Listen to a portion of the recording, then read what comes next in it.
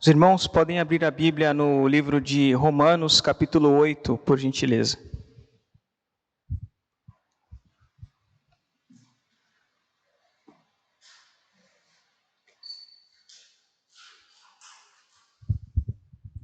É sempre um prazer estar aqui com os irmãos e revê-los. Alguns estou vendo pela primeira vez, outros estou revisitando, e é sempre uma bênção estar aqui com os irmãos, e é maravilhoso após o momento dessas canções que falam ao nosso coração. Passemos agora para a leitura do texto bíblico. Diz assim a palavra do Senhor no livro de Romanos, capítulo 8, a leitura será feita do verso 11 até o verso 17. Se habita em vós o Espírito daquele que ressuscitou a Jesus dentre os mortos, este mesmo que ressuscitou a Cristo Jesus dentre os mortos, vivificará também o vosso corpo mortal, por meio do seu Espírito que em vós habita. Assim, pois, irmãos, somos devedores não à carne, como se constrangidos a viver segundo a carne. Porque se viverdes segundo a carne, caminhais para a morte, mas se pelo Espírito mortificardes os feitos do corpo, certamente vivereis. Pois todos os que são guiados pelo Espírito de Deus são filhos de Deus. Porque não recebestes o espírito de escravidão para viverdes outra vez atemorizados, mas recebestes o espírito de adoção, baseados no qual clamamos, Abba, Pai. O próprio Espírito testifica com o nosso espírito que somos filhos de Deus. Ora, se somos filhos, somos também herdeiros, herdeiros de Deus e co-herdeiros com Cristo. Se com Ele sofremos, com Ele também seremos glorificados.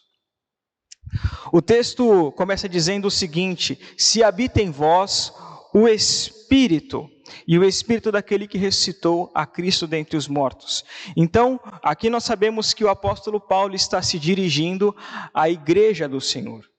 É uma condição retórica, né? Se habita em vós, mas nós sabemos que ele está se dirigindo àqueles que são a habitação do Espírito. Então, ele está falando para o povo de Deus. E ele diz que estes quais são habitação do Espírito, e através da obra deste Espírito, Deus Pai ressuscitou a Cristo Jesus, e ele diz, o mesmo Deus que ressuscitou a Cristo Jesus dentre os mortos, ressuscitará também o vosso corpo mortal, por meio desta mesma obra do Espírito.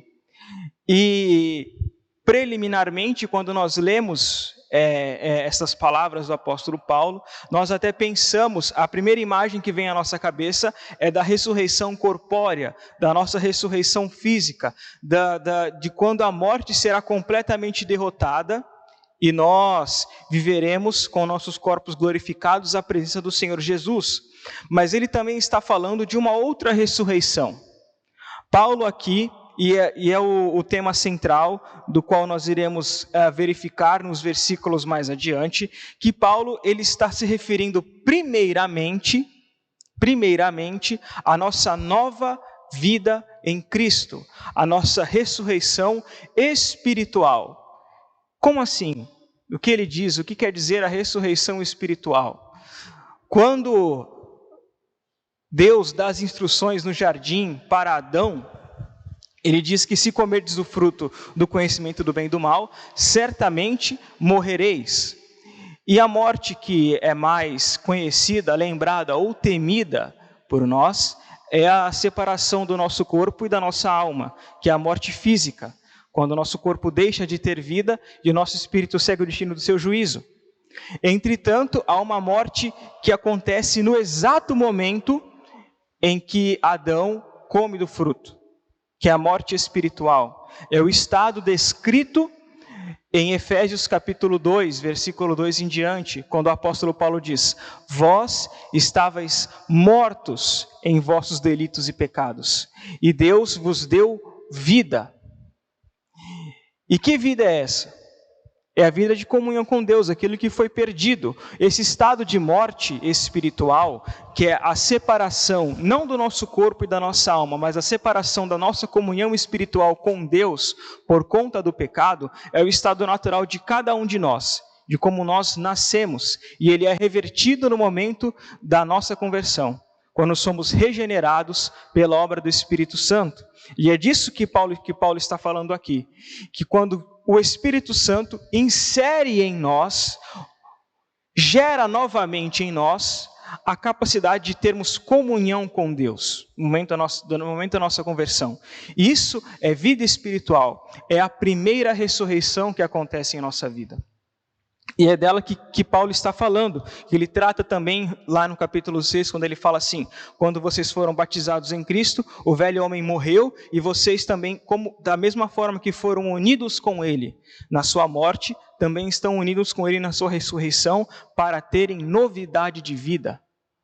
Uma nova vida em Cristo Jesus. E é disso que ele está falando aqui, dessa ressurreição operada pelo Espírito Santo, quando regenera a nossa vida espiritual, quando nós nos fazemos habitação dele, no momento em que somos salvos pelo nosso Senhor Jesus Cristo e recebemos do Pai esta graça de vida eterna. E ele diz que vivificará também o vosso corpo mortal por meio do seu Espírito que em vós habita. Então, além desta nova vida em Cristo, sabemos também que viveremos um dia em um corpo glorificado, tal qual o nosso Senhor Jesus tem também. Mas o tema central é esse: a nossa regeneração espiritual, a nossa novidade de vida em Cristo Jesus. Uma vida não mais de pecado, mas uma vida de comunhão com Deus. E ele segue dizendo assim: assim, pois, irmãos, somos devedores não à carne, como se constrangidos a viver segundo a carne. Então, o apóstolo Paulo nos alerta através do texto, dizendo que nós não somos devedores à nossa carne. E como assim? Muitas vezes nós pensamos de tal forma, e principalmente quando ele trata aqui de constrangidos a viver segundo a carne. Ainda assim, nós que fomos alcançados pela graça do nosso Senhor Jesus, e por meio dessa graça nós temos certeza de salvação e vida eterna, como é justo que tenhamos, porque a sua obra é eficaz, mas ainda assim, nós ainda podemos viver vez ou outra, ou tropeçar vez ou outra no viver segundo a carne. E nós tropeçamos e por vezes temos recaídas neste viver segundo a carne, por conta destes termos que ele usa aqui. Ele nos lembra que nós somos devedores, mas nós não somos devedores à carne. E dever o quê? Dever exatamente o quê? Jesus Cristo nos ensina que todo aquele que comete pecado é escravo do pecado. E muitas vezes a escravidão vem por uma dívida que nós não podemos pagar, ou por estarmos sujeitos a uma força que nós não podemos resistir. Isso já não existe mais. Nós somos libertos disso, e agora nós devemos a nossa fidelidade, a nossa lealdade, o nosso amor a Deus, e não mais as coisas dos tratos passados, da nossa vida passada, da nossa vida pregressa e do velho homem. E ele diz: não a carne, como se constrangidos a viver segundo a carne. Ainda que nós sejamos salvos, vivemos ainda em um corpo que sofre pela presença do pecado. Nós não somos mais escravos do pecado, não estamos mais cegos espiritualmente, de forma que nós não podemos saber o que é a verdade, o que é o amor, o que é a salvação. Nós conhecemos todas essas coisas pela graça do Senhor Jesus, mas o nosso corpo, a nossa carne caída, ainda sofre a presença do pecado, porque nós somos tentados dia após dia, o inimigo das nossas almas conhece as nossas fraquezas. O mundo nos oferece novas tentações e nos seduz com antigas tentações também, todos os dias. E por vezes nós caímos, porque somos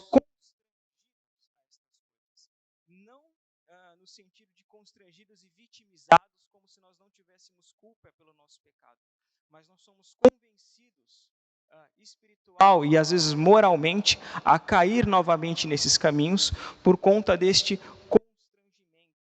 E essa é muito particular desta tradução. Em outras traduções, na NVI ou na NVT, ou até em outras traduções da Almeida, ela não tem essa palavra constrangidos, mas ela carrega só o significado de devedores, né? De devedores. Então, ela nos oferece novas e antigas tentações e nos constrange a viver essa nova vida, esses velhos hábitos novamente. Então, o texto vem nos alertar contra estas coisas.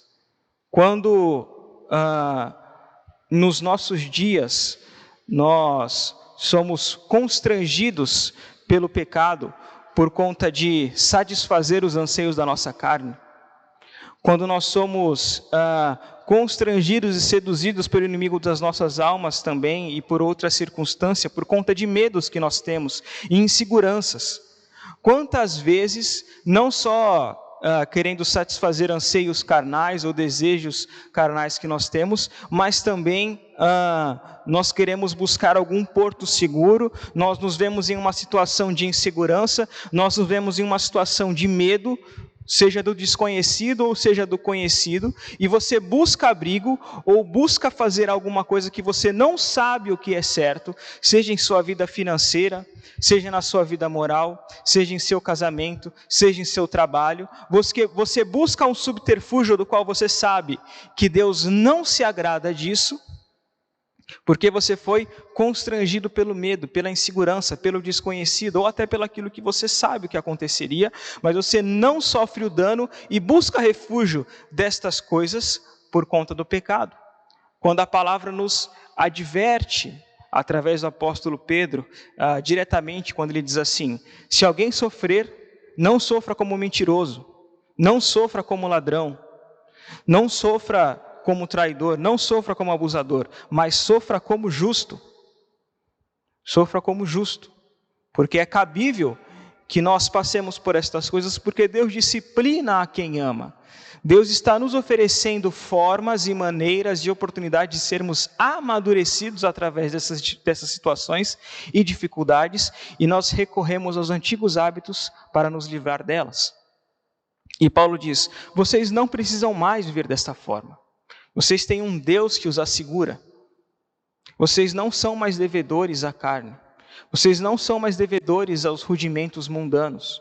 Vocês não precisam mais ter medo desse sistema que está aí fora, do qual as pessoas são corporativistas do pecado, corporativistas do inferno, por assim dizer, né? Com medo, e por isso buscam refúgios e buscam abrigos e buscam escapes pecaminosos para medos e para inseguranças que podem ocorrer. Vocês não são mais devedores desse sistema, vocês não precisam se constranger mais por causa dessas coisas. Vocês têm um Deus que os assegura contra isso. Ainda que em meio ao dano, ainda que em meio ao sofrimento, vocês têm um Deus que os assegura contra estas coisas, porque Cristo diz: no mundo tereis aflições, mas tende bom ânimo, porque eu venci o mundo. E não é só a mensagem e a palavra de quem diz: eu venci, como eu passei ileso pelos perigos. Quando Jesus Cristo diz eu venci, o original do grego quer dizer eu conquistei. É como alguém que em uma luta de jiu-jitsu ou judô, é como alguém que finaliza alguém e o rende. É como um guerreiro, é como um soldado que rende o outro, que o vence, que o domina. E foi assim que Cristo diz: no mundo tereis aflições, mas eu já o dominei, eu já o venci, eu sei o que acontece no final, eu garanti o meu reinado. Então, tomem essas situações para amadurecimento e sofram como justos e não como injustos. Vocês não são mais devedores destas coisas. Agora não são mais chamados aos constrangimentos da carne, mas são chamados para serem seguros na fé e fidelidade ao Senhor Deus. E o texto continua dizendo assim: pois todos os que são guiados por este Espírito, pelo Espírito de Deus, são filhos de Deus. Porque não recebestes o espírito de escravidão para viverdes outra vez atemorizados, mas recebestes o espírito de adoção, baseados no qual clamamos: Abba, Pai. De outra sorte também, muitas vezes nós recorremos a hábitos e a pecados que nós não sabemos o que é, que nós sabemos que não são certos, ou a hábitos e a forma de viver que são pelo menos duvidosas, para que nós sejamos aceitos em algum grupo, para que nós agrademos a alguns homens, para que nós agrademos algumas pessoas que estão acima de nós ou ao nosso redor, porque o ser humano, ele necessita da consciência de pertencimento a algum grupo, de pertencimento a uma comunidade ou a uma sociedade, e para recebermos esta aceitação, muitas vezes pecamos e recorremos a estes hábitos e a estes pecados e a essas transgressões que desagradam ao nosso Deus. E então o texto diz assim: vocês que são guiados por este Espírito, vocês já não são mais filhos da ira. Vocês não pertencem mais a este grupo mundano, a esta sociedade caída, ao sistema regulador de pecado que está aí fora. Agora que vocês fazem parte da família de Deus, vocês foram adotados pela obra sobrenatural do Espírito Santo. Ele diz que aqueles que são guiados pelo Espírito Santo são de fato filhos de Deus. Lá em João capítulo 1, versículo 12, o texto diz que foi-lhes dado o poder de serem feitos filhos de Deus, a saber, todos os que creram em seu nome, através de um espírito de adoção, Então não é somente uma adoção como é mais comum em nosso imaginário, que é a adoção legal, no qual alguém muda o nome na certidão de nascimento e aquela pessoa vira legalmente filho daquele pai e daquela mãe adotiva. Mas a adoção, a obra de adoção que o Espírito Santo faz em nós, ela é espiritualmente eficaz, sobrenatural, e é uma união com Cristo, com Deus através de Cristo, de forma sobrenaturalmente profunda. Porque nosso espírito estava morto. Romanos 3 nos descreve na situação seguinte: não há quem busque a Deus, não há nenhum sequer. Todos se desviaram de uma vez por todas. Não há quem busque a presença do Senhor. Então nosso espírito estava morto em seu pecado. E uma vida é inserida em nosso interior. Uma vida espiritual é inserida em nós. E essa vida espiritual que é inserida em nós, essa capacidade de termos novamente comunhão com Deus, de queremos buscar a sua verdade, de buscarmos a sua presença, de buscarmos a vida com o nosso Pai, que tudo nos dá, essa vida espiritual é a vida do próprio Cristo ressuscitado. Como ele mesmo diz lá em João 14,19, ele fala assim: o mundo não me verá, mas vocês me verão, porque eu vivo, vós vivereis. Essa vida que é em nós é a vida do Cristo ressuscitado. A vida espiritual que há em nós é a vida do Cristo ressuscitado, que como se partilhasse um DNA espiritual conosco por meio da obra de adoção do Espírito de Deus. Por conta destas coisas, é que nós ouvimos no livro de Apocalipse e em vários outros textos apostólicos que Jesus Cristo é o primogênito dentre muitos irmãos. Porque ele é o primeiro homem que se faz de fato filho de Deus e que faz com que nós herdemos também essa vida que nele está. E essa vida é entregue a nós por meio do Espírito Santo. Exatamente estas coisas que Jesus também fala lá em João capítulo 16, que ele diz que ele dará a nós, o Espírito Santo, o Consolador, dará a nós aquilo que receber das mãos de Cristo. Ou seja, a vida glorificada, a vida eterna, que já está em nós espiritualmente, vem do nosso Senhor Jesus. Então nós somos adotados eficazmente, não só de uma forma legal, mas somos transformados interiormente e eficazmente em filhos do Senhor nosso Deus. E somos não só transformados em filhos de Deus, mas somos guiados a viver como filhos de Deus por este Espírito que nos regenera interiormente. Tal é esta obra completa. E não só isso, como se não bastasse todas estas coisas, diz que por meio deste Espírito clamamos, Abba, Pai. Ou seja, temos um relacionamento de intimidade com Deus. Não só somos feitos filhos, partilhando do mesmo DNA espiritual, mas existem pais que são pais, mas são pais de longe, que não veem seus filhos, que não são presentes em suas vidas. Mas não, Deus nos traz para perto. Ele não só nos transforma em seus filhos, como diz, eu cuidarei de vocês, eu guiarei vocês.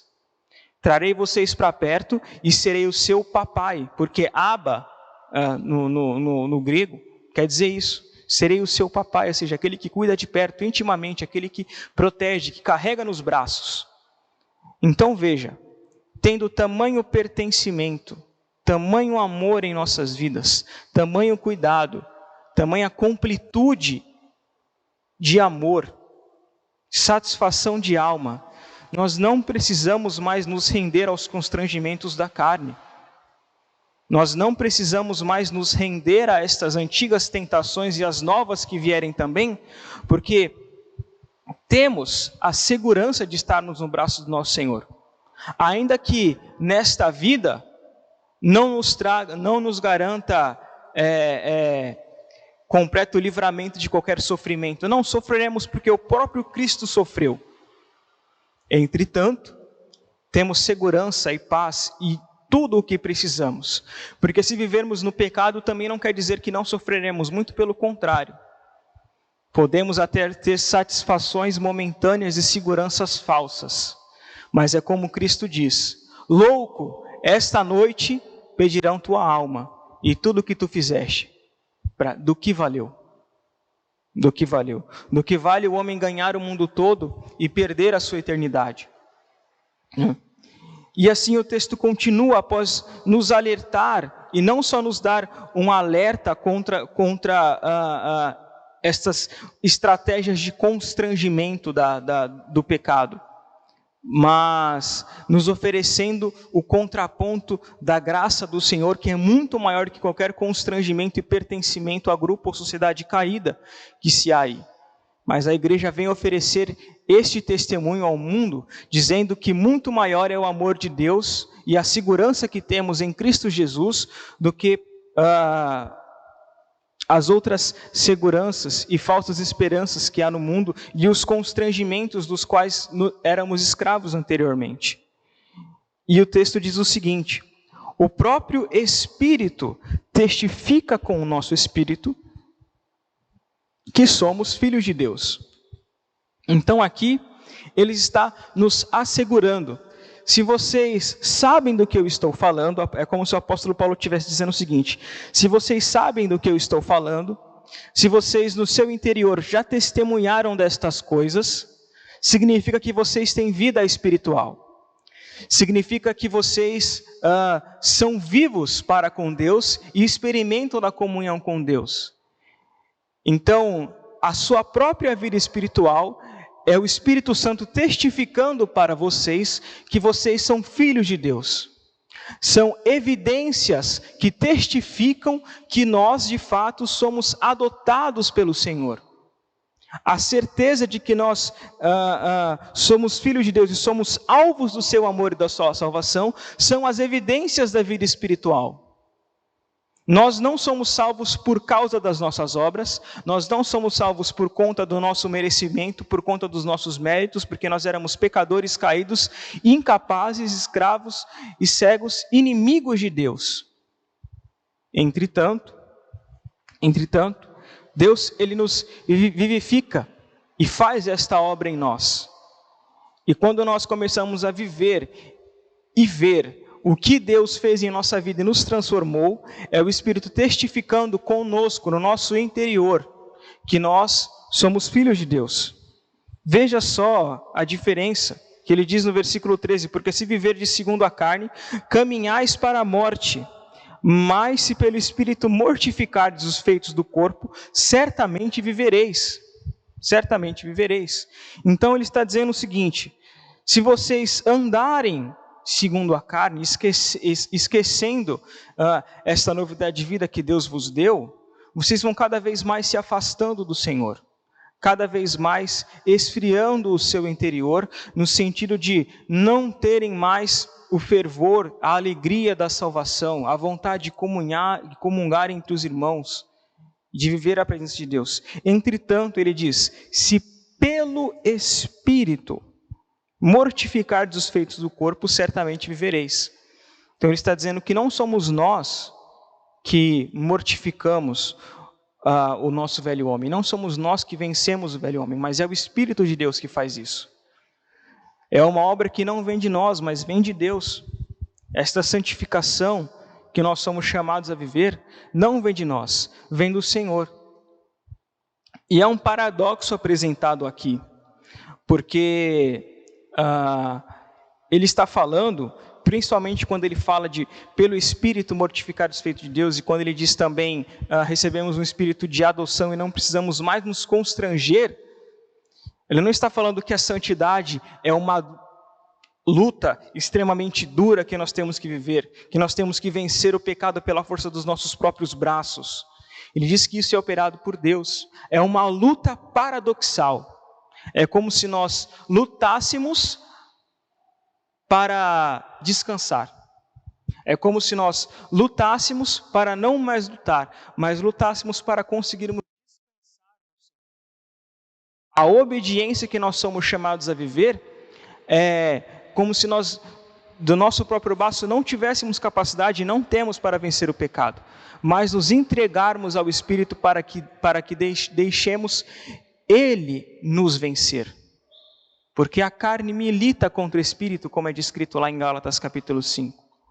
As obras da carne, como está escrito no texto de Gálatas, recorrerei a ele lá no capítulo 5, rapidamente. Diz assim a partir do versículo 17: porque a carne milita contra o Espírito e o Espírito contra a carne, porque são opostos entre si, para que não façais o que porventura seja do vosso querer. Mas se sois guiados pelo Espírito, não estáis sob a lei.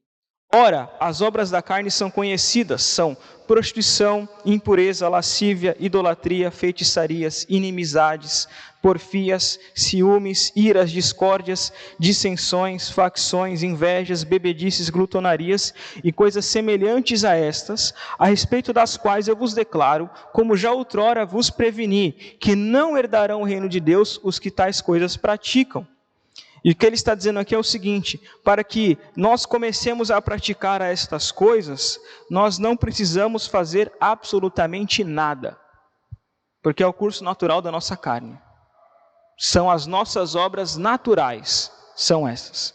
Nós não precisamos nos esforçar para começar a viver estas coisas aqui. Essas são as nossas obras naturais.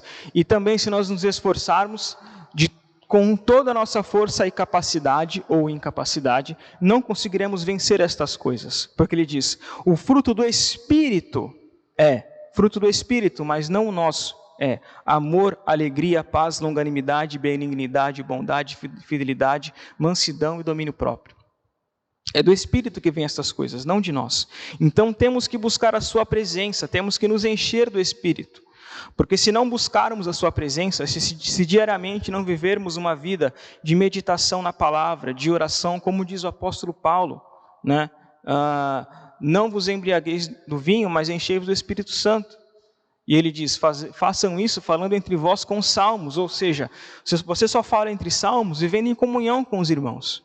E conversando com os irmãos sobre as coisas que Deus opera em suas vidas. E sobre aquilo que vocês leem na palavra e buscam praticar.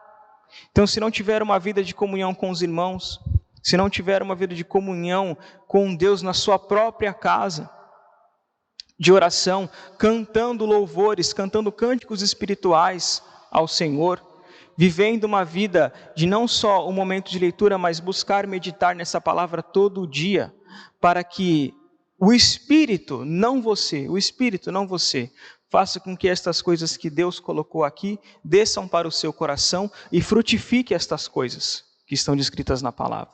Né? Então é uma luta para que descansemos. A obediência e o reino de Deus não são alcançados por esforço ou violência, mas nós somos chamados, assim como nós vemos no Antigo Testamento, a falar que e a viver que Deus luta pelo seu povo. As batalhas do seu povo são dele e ele garante a vitória, né? E ele nos dá descanso nisso. Não precisamos mais viver constrangidos, nem sermos violentados como devedores da carne, mas somos filhos de Deus. E por fim, no versículo 17, ele diz assim: ora, se somos filhos, somos também herdeiros, herdeiros de Deus e co-herdeiros com Cristo. Se com ele sofremos, com ele também seremos glorificados. Então o texto diz o seguinte: esta novidade de vida que Deus nos dá, não tem garantia que nós não sofreremos.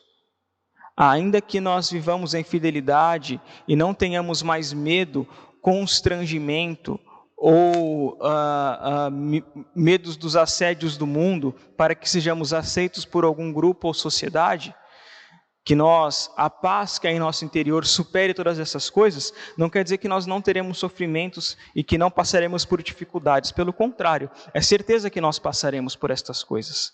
Entretanto, o que Deus nos garante é paz sobre o sofrimento. Quando Cristo diz que olhará nos nossos olhos naquele dia, quando receberemos a coroa da glória, e ele diz assim: vinde benditos do meu Pai, entrem para o descanso preparado desde antes da fundação do mundo. Esse descanso que nos está preparado não significa ausência de trabalho. Significa que nós trabalharemos para Deus, mas não nos cansaremos. Assim como a paz que nos é prometida não significa ausência de conflitos. Significa que haverão conflitos e dificuldades, mas que nós andaremos em paz, se estivermos conscientes vivendo essas verdades que aqui são reveladas, né? E se com ele sofrermos, a certeza é que nós sofreremos e que nós passaremos por dificuldades nesta terra. Agora, como é que passaremos por elas? Se com ele, com Cristo, unidos à sua presença, passarmos por essas dificuldades e aperturas, com ele também seremos glorificados. Essa é a garantia que nós temos. E glorificados em quê? Glorificados em sermos mais parecidos com ele. Um homem que, sobre todas as coisas, vive a satisfação de alma de ter comunhão com Deus, de ter a paz, de ter o contentamento. Como Paulo diz lá em Filipenses capítulo 4, ele diz assim: tudo posso naquele que me fortalece. E se lermos os versículos adiante, ele diz assim: eu sei viver na riqueza e na miséria, sei viver abastado e sei viver nu. Já passei calor, já passei frio, já estive em mansões e já estive em naufrágios. Não me apego a estas circunstâncias. O que satisfaz a minha alma é o Senhor Jesus. Tudo posso na riqueza, na pobreza, na saúde, na doença, se estou com Cristo. É disso que o texto testemunha, é disso que o texto diz: as circunstâncias do pecado não mais me constrangem ou me assediam. Entretanto, Cristo me assegura todas as coisas. E então, não só de glória em glória nesta vida, sendo sustentados por Deus e testemunhando a transformação e o amadurecimento que Ele provê em nosso interior, quando vivemos na sua presença, mas também nos é garantido uma eternidade com Ele, quando não mais teremos a presença do pecado em nosso corpo, quando não mais teremos sofrimento ou circunstâncias desconhecidas no mundo caído, mas viveremos completamente satisfeitos na sua presença no novo céu e na nova terra. Vivemos agora um vislumbre daquilo que teremos futuramente. E então eu gostaria de finalizar com a leitura de um texto que está lá em 2 Timóteo capítulo 4, escrito também pelo apóstolo Paulo, do versículo 6 até o versículo 9. 2 Timóteo 4, do versículo 6 até o versículo 9. Diz assim a palavra de Deus: